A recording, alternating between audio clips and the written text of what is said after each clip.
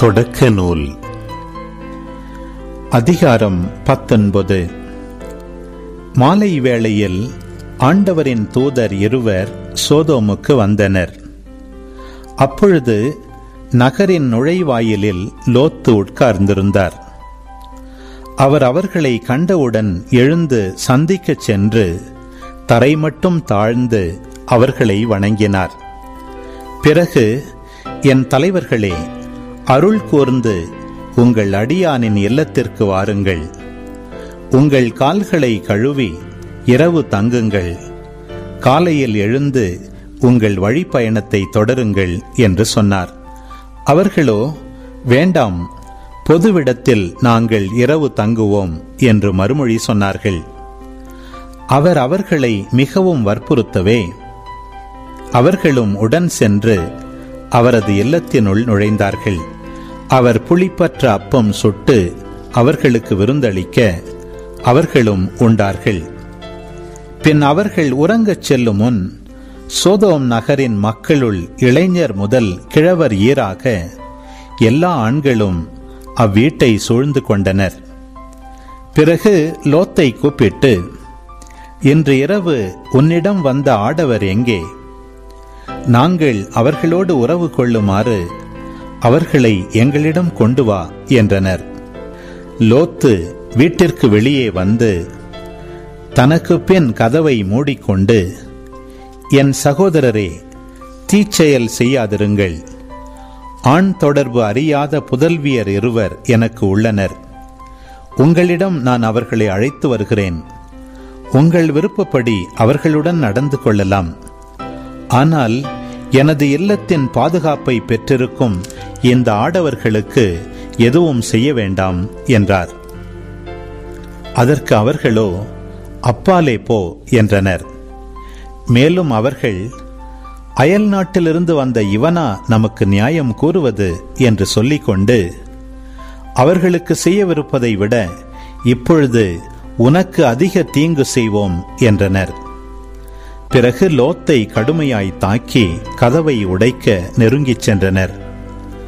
அவ்வேளையில் அந்த ஆடவர் தம் கைகளை நீட்டி லோத்தை பிடித்து வீட்டுக்குள் இழுத்து கதவை பூட்டிக் கொண்டனர். கதவருகே நின்று கொண்டிருந்த சிறியோர் பெரியோர்களாகிய அம்மனிதர்களை அவர்கள் குருடராக்கினர். அவர்களால் கதவை தேடி கண்டுபிடிக்க முடியவில்லை.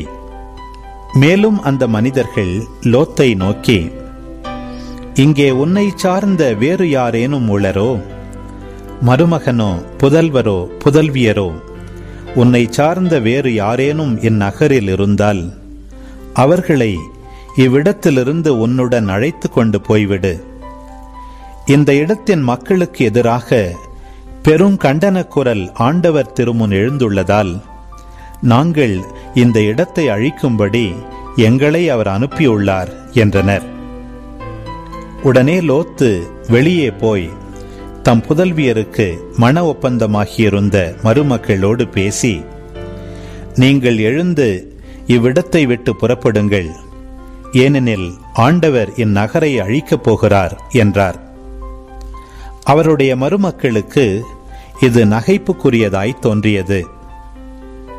பொழுது விடியும் வேளையில் தூதர்கள் லோத்தை நோக்கி, நீ எழுந்திரு, உன் மனைவியையும் உன் இரு புதல்வியரையும் கூட்டிக் கொண்டு போ. இல்லையேல் இந்நகரின் தண்டனை தீர்ப்பில் நீயும் அகப்பட்டு அழிவாய் என்று வற்புறுத்தி கூறினார்கள். அவர் காலந்தாழ்த்தினார். ஆண்டவர் அவர் மீது இரக்கம் வைத்திருந்ததால் அந்த மனிதர்கள் அவரது கையையும் அவர் மனைவியின் கையையும் அவர் இரு புதல்வியர் கையையும் பிடித்து கொண்டு போய் நகருக்கு வெளியே விட்டார்கள். அவர்களை வெளியே அழைத்து வந்தவுடன் அந்த மனிதர்கள் அவரை நோக்கி, நீ உயிர் தப்புமாறு ஓடிப்போ, திரும்பி பார்க்காதே, சமவெளி எங்கேயும் தங்காதே, மலையை நோக்கி தப்பி ஓடு, இல்லையேல் அழிந்து போவாய் என்றார்கள். லோத்து அவர்களை நோக்கி, என் தலைவர்களே, வேண்டாம்.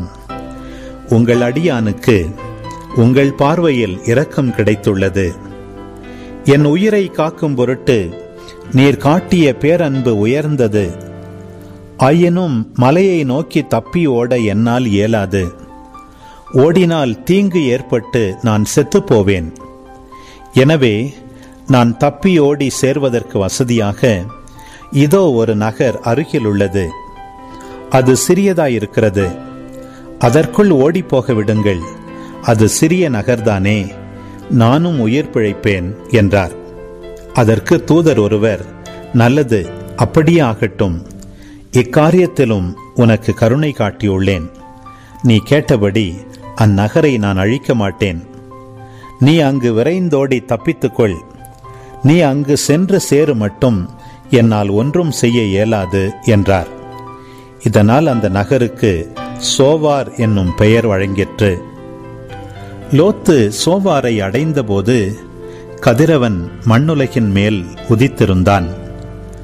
அப்பொழுது ஆண்டவர் வானத்திலிருந்து சோதோம் கொமோரா நகர்களின் மேல் கந்தகமும் நெருப்பும் பொழியச் செய்தார். அந்நகரங்களையும் அவற்றை சுற்றியிருந்த சமவெளி முழுவதையும் அழித்தார். நகர்களில் வாழ்ந்த அனைவரையும் நிலத்தில் தளிர்த்தனவற்றையும் அழித்தார். அப்பொழுது லோத்தின் மனைவி திரும்பி பார்த்தாள். உடனே உப்புத்தூணாக மாறினாள். ஆபிரகாம் காலையில் எழுந்திருந்து தாம் ஏற்கனவே ஆண்டவர் திருமுன் நின்ற இடத்திற்கு போனார்.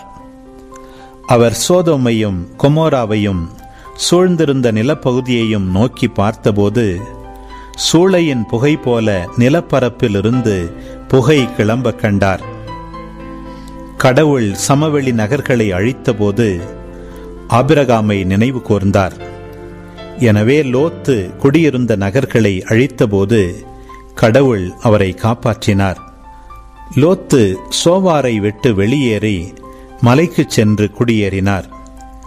சோவாரில் குடியிருக்க அஞ்சியதால் தம் இரு புதல்வியருடன் ஒரு குகையில் வாழ்ந்து வந்தார்.